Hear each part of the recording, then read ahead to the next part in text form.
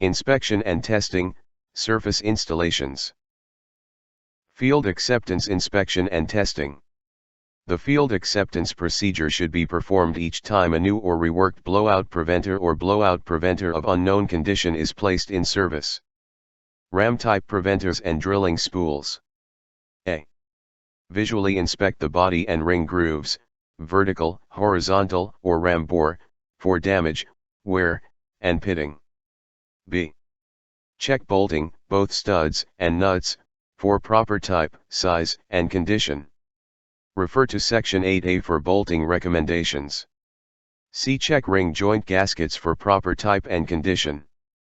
D. Visually inspect ram-type preventers for 1. Wear, pitting, and/or damage to the bonnet or door seal area, bonnet or door seal grooves, ram bores, ram connecting rod, and ram operating rods. 2. Packer wear, cracking, and excessive hardness. 3. Measure ram and ram bore to check for maximum vertical clearance according to manufacturer's specifications. This clearance is dependent on type, size, and trim of the preventers. 4. If preventer has secondary seals, inspect secondary seals and remove the plugs to expose plastic packing injection ports used for secondary sealing purposes. E. Hydraulically test with water using the following procedure. 1. Connect closing line, S, to preventer, S. 2. Set preventer test tool on drill pipe below preventer, S, if testing preventer with pipe rams. 3. Check for closing chamber seal leaks by applying closing pressure to close the rams and check for fluid leaks by observing opening line port, S. Closing pressure should be equivalent to the manufacturer's recommended operating pressure for the preventer's hydraulic system. 4. Release closing pressure, remove closing line, S, and connect opening line, S. 5. Check for opening chamber seal leaks by applying opening pressure to open rams and check for fluid leaks by observing closing line port, S. Opening pressure should be equivalent to the manufacturer's recommended operating pressure for the preventer's hydraulic system. 6. Release opening pressure and reconnect closing line, S. 7. Check for ram packer leaks at low pressure by closing rams with 1500 psi operating pressure and apply pressure under rams to 200 to 300 psi with blowout preventer test tool installed, when testing preventer containing pipe rams. Hold for 3 minutes. Check for leaks. If ram packer leaks, refer to step 9. If ram packer does not leak, proceed to step 8. 8. Check for ram packer leaks by increasing pressure slowly to the rated working pressure of the preventer. Hold for 3 minutes. Check for leaks. If ram packer leaks, proceed to step 9. 9. If rams leak, check for worn packers and replace if necessary. If the preventer is equipped with an automatic locking device, check same for proper adjustment in accordance with manufacturer's specifications. Continue testing until a successful test is obtained. 10. Test the connecting rod for adequate strength by applying opening pressure as recommended by the manufacturer with rams closed and blowout preventer rated working pressure under the rams. 11. Release opening pressure and release pressure under rams. 12. Repeat procedure, steps 1 through 9, for each set of pipe rams. 13. Test blind rams in same manner as pipe rams, step 1, steps 3 through 9, with test plug installed but test joint removed. Annular blowout preventers and diverters. Following are recommended inspections and tests for this equipment. A. Visually inspected. 1. Studded face of preventer head for pitting and damage, particularly in ring groove and stud holes. 2. Body for wear and damage. 3. Vertical bore for wear and damage from drill string and drill tools. 4. Inner sleeve for pitting and damage. Look through slots in base of inner liner for cuttings that might be trapped, thereby preventing full movement of the piston. 5. Packer for wear, cracking excessive hardness, and correct elastomer composition. Refer to Section 8A for information on sealing components. 6. Bolting, both studs and nuts, for proper type, size, and condition. 7.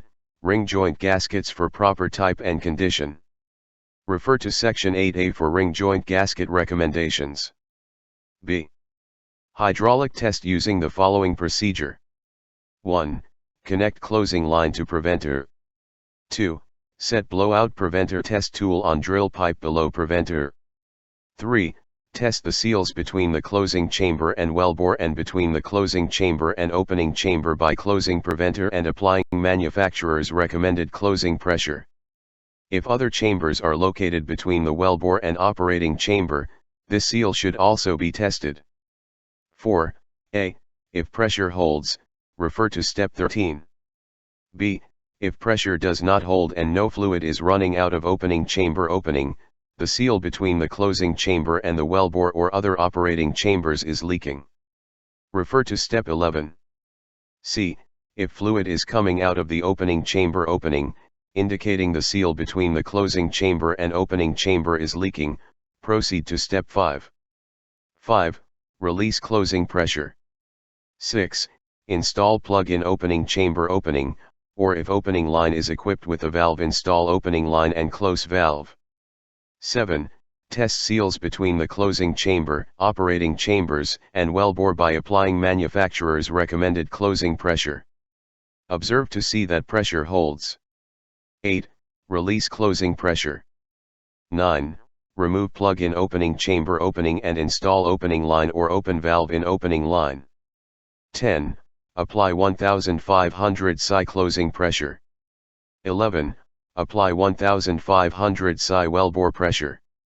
12. Bleed closing pressure to 1000 psi. 13. To test the seal between the wellbore and the closing chamber. Close valve on closing line and disconnect closing line from valve on closing unit side of valve. Install pressure gauge on closing unit side of valve and open valve. If this seal is leaking, the closing line will have pressure greater than 1000 psi. Caution: if the closing line does not have a valve installed, the closing line should not be disconnected with pressure trapped in the closing chamber. 14. Release wellbore pressure. 15. Release closing pressure. 16. A. To test the seals between the opening chamber and the closing chamber and between the opening chamber and the piston, apply manufacturer's recommended opening pressure. If pressure holds, refer to step 21. B. If pressure does not hold and no fluid is running out of the closing chamber opening, the seal between the opening chamber and the piston is leaking. Verify this visually. Refer to step 21. C. If fluid is coming out of the closing chamber opening, indicating the seal between the opening chamber and the closing chamber is leaking, proceed to step 17. 17. Release opening pressure. 18. Install closing line and block flow, close valve in closing line, if available. 19. Apply 1500 psi opening pressure. If pressure does not hold, seal between the opening chamber and the preventer head is leaking. Verify this visually. 20. Release opening pressure and replace necessary seals. Refer to step 22. 21. Release opening pressure, replace closing line, and replace necessary seals. 22. If closing line has a valve installed, make certain that valve is open at the end of the test. Note: this procedure tests all seals except the seal between the wellbore and the opening chamber. This seal should be tested in the bottom annular preventer if two annular preventers are being used or if a stack is nippled up on an annular preventer, for snubbing etc. It can be tested as follows. A. To rated working pressure by running a test joint and plug, closing an upper preventer, removing the opening line, and pressuring the preventer stack. B. To 1500 psi maximum, or by closing an upper preventer and the annular preventer, removing the opening line, and pressuring up between preventers. Periodic field testing. Preventer operating test should be performed on each round trip but not more than once per day. The test should be conducted as follows while tripping the drill pipe with the bit just inside casing. A. Install drill pipe safety valve. B. Operate the choke line valves. C. Operate adjustable chokes. Caution, certain chokes can be damaged if full closure is affected. D. Position blowout preventer equipment to check choke manifold. Open adjustable chokes and pump through each choke manifold to ensure that it is not plugged. If choke manifold contains brine, diesel or other fluid to prevent freeze up in cold weather, some other method should be devised to ensure manifold, lines, and assembly are not plugged. E.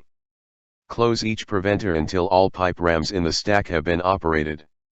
Caution, do not close pipe rams on open hole. If blind rams are in the stack, operate these rams while out of the hole. F. Return all valves and preventers to their original position and continue normal operations. Record test results. G. Annular preventers need not be operated on each round trip. They should, however, be operated at an interval not to exceed 7 days. Blowout preventer hydraulic tests. The following items should be checked each time a preventer is to be hydraulically tested. A. Verify wellhead type and rated working pressure. B.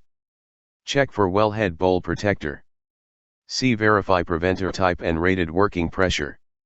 D. Verify drilling spool, spacer spool, and valve types and rated working pressures.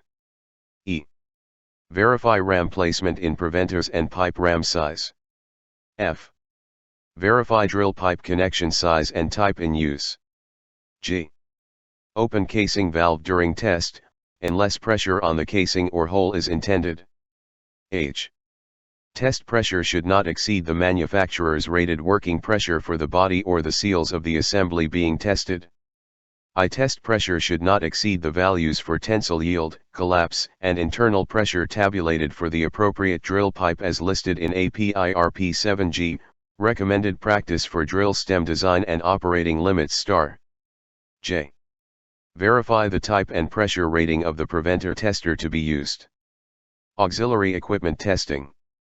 The lower Kelly valve, Kelly cock, and inside blowout preventer should be tested to the same pressure as the blowout preventer stack at the same time the preventer assembly tests are made. This equipment should be tested with pressure applied from below. Maintenance procedures. Field welding on a blowout preventer or related equipment is not recommended. The service life of annular preventer packing units can be extended by A. Closing on pipe rather than full closure. B. Using closing pressures recommended by the manufacturer. C. Utilizing the type of elastomer packing unit that best suits the drilling fluid conditions and environment expected. D. Proper use of a regulator or accumulator when stripping tool joints. Rapid movement of a tool joint through the preventer packing unit may cause severe damage and early failure of the packing unit. If elastomer parts are to be stored for a long time period, sealed containers will help extend their useful life. When a blowout preventer is taken out of service, it should be completed washed, steamed, and oiled. The rams, sealing element, should be removed and the ram bore washed, inspected, and coated with a rust inhibitor. Flanged faces should be protected with wooden covers. Any burrs or galled spots should be smoothed. Test plugs. Several makes of test plugs are available for testing preventer stacks. The testing tool arrangement should provide for testing the bottom blowout preventer flange. Test plugs generally fall into two types, hanger type and cup type. Test joints. The test joint should be made of pipe of sufficient weight and grade to safely withstand tensile yield, collapse, or internal pressures that will be placed on it during testing operations. Recommended practice for drill stem design and operating limits * for tabulated data listed by pipe size, grade, weight, and class, condition of pipe. The test joint, or a box and pin sub on top of a standard joint of drill pipe, should have a tapped or welded connection below the box end connection equipped with a valve, gauge, and fittings having a working pressure at least equal to the rated working pressure of the preventer stack.